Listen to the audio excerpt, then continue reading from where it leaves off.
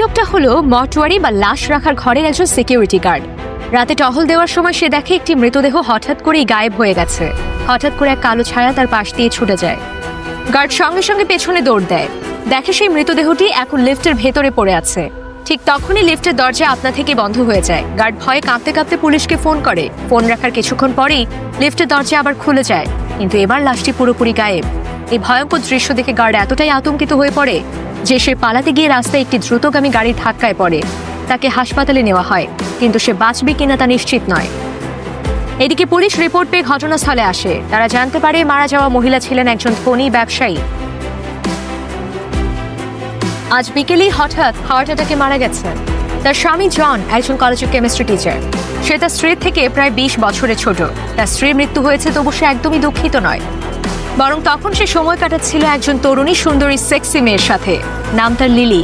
Police যখন জনকে phone করে মৃতদেহ গায়েব হওয়ার কথা জানায়, সে স্পষ্টতই নার্ভাস হয়ে ওঠে। সে লিলিকে রেখে তাড়াহুড়ো করে মর্গে চলে আসে।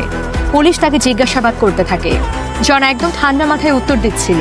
মনে হচ্ছিল যেন এটা তার স্ত্রী না, কারো অন্যের মৃত্যুর গল্প বলছে। এতে পুলিশ তার উপর সন্দেহ করতে থাকে। জনের মন তখন লিলির দিকেই পড়েছিল। তার জন্য এমার প্রতি ভালোবাসা একেবারে শেষ হয়ে গিয়েছিল। এমা তো মরে গেছে, আর লাশ না পেলেও ক্ষতি নেই, এটাই ভাবছিল জন। সে যখন পুলিশের জিজ্ঞাসা শেষে বেরিয়ে আসছিল, এক পুলিশ অফিসার তাকে থামিয়ে দেয়। তারা কথা বলার সময় হঠাৎ করিডোরের আলো কয়েকবার জ্বলে নিভে যায়।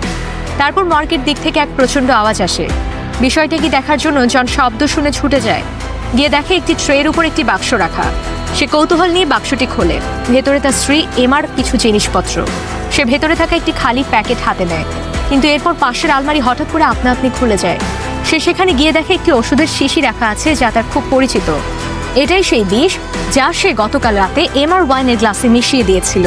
সে চোখের সামনে দেখেছিল এমা সেই বিষ খেয়ে মারা গেছে, কিন্তু তাহলে এখন এই ওষুধ আবার এখানে কিভাবে এলো?